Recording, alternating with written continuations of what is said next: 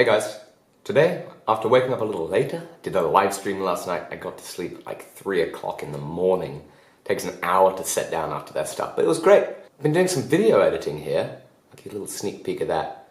But I'm gonna head over to the workshop and quickly knock a few things out of the forge real quick, and then show you guys the process along the way. Here, quick, I'll give you a little bit of a sneak peek. What's going on here? Here's a sneak peek of one of the courses I've been editing. This is Brian showing how to forge the taper on a scroll real quick. Okay, let's go get some work done.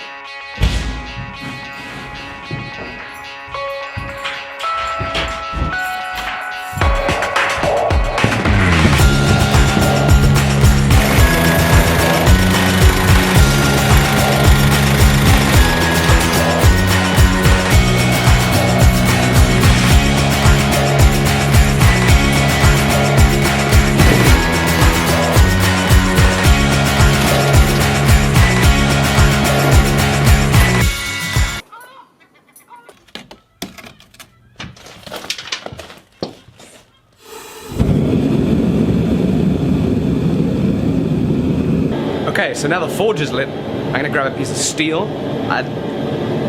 You know what? I should probably tell you guys what I'm gonna make. I'm gonna make a little center punch. Somebody wanted a center punch, so I'm gonna make him a center punch. To do that, I want to use a piece of mid-carbon alloy steel, either kind of 4140, 4340, 5160. Those first two are kind of chrome steels, and the 5160 is a silicon steel, and they're tougher. It means I can harden them, and it means that it'll last a lifetime of center punching. I'm gonna go do that. Let's go find a piece.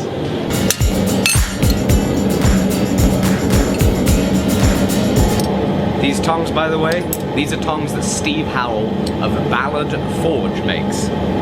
I can recommend them very highly, just because he's an awesome guy, and they're freaking awesome tongs. So while my forge heats up, let's talk about yesterday's live stream.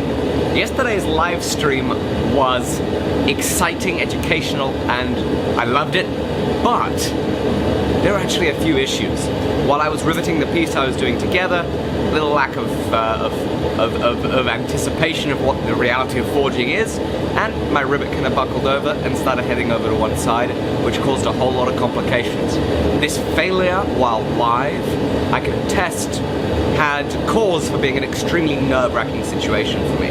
I actually am pleased that that mistake happened, because it sounds like a lot of people really enjoyed seeing me make that mistake live on air, which I can understand, because it's very easy to look at an edited, put together video of somebody making something and you never see the mistakes, you never see the pile of mistakes and flaws that line one of the corners of their workshops. And of course, that's a reality of the learning of any craft, is there are mistakes. The reality with taking on any endeavors are there are mistakes, and the beautiful thing that I've found about blacksmithing is that it's a wonderful teacher of patience, a wonderful teacher of humility.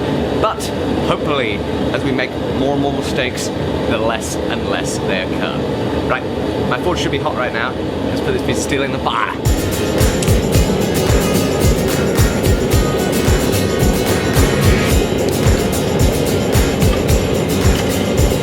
I also want to add that the light, the floodlight that I put up the other day, it worked great. I was able to take the ISO down from 800 down to 400, which is nice because that really eliminates some of the grain that you might see otherwise.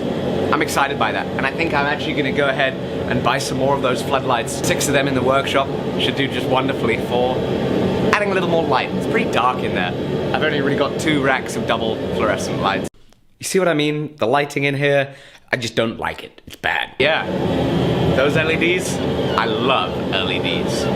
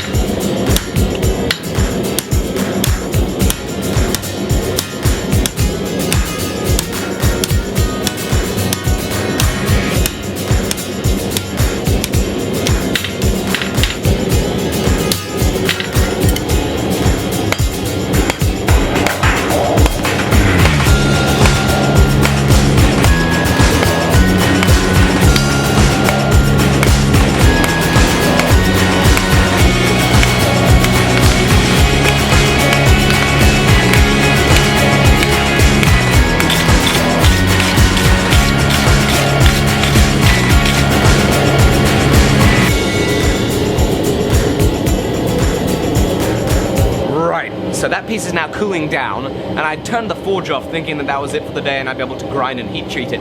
However, I'd forgotten to start the upload on some videos to my online school, so I'm gonna make something else. Let's make a leaf. Right, so the 10mm square stock, 3/8 square stock is in the fire. Let's take it out.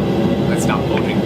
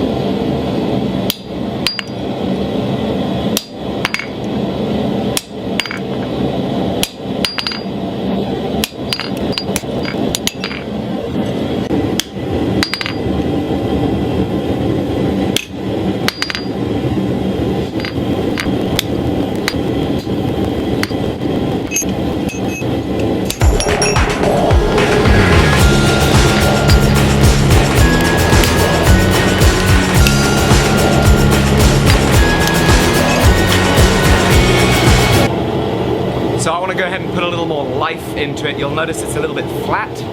So by taking wood block, striking down with a ball peen, that should be able to do that.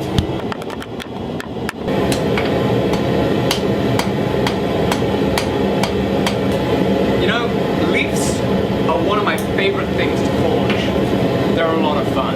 What's your favorite thing to forge? Let me know in the comments below.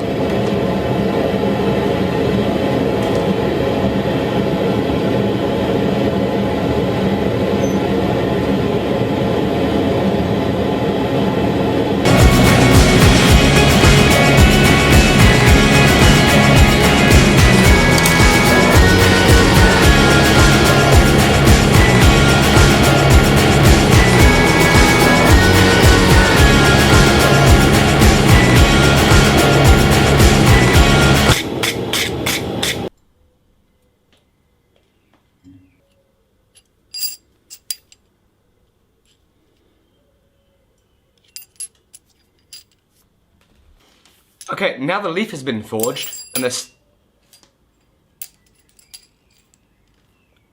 center punch has cooled down, I'm now going to go ahead and grind this, and then I'm going to heat treat it. Forge needs to be hot to heat treat this though, so I'm going to light that back up, and let's head over to the grinder.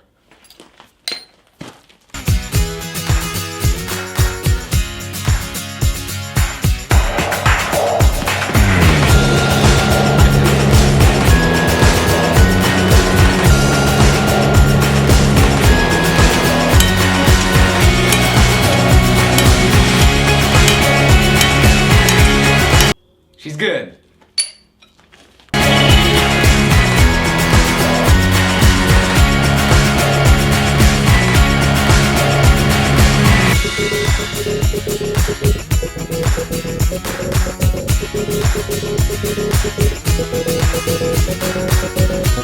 Right, well, let's call that a wrap. Thanks, guys. Remember, tune into my live show, Saturdays, 5 p.m. Eastern Standard Time. Love you all. Bye. Whee!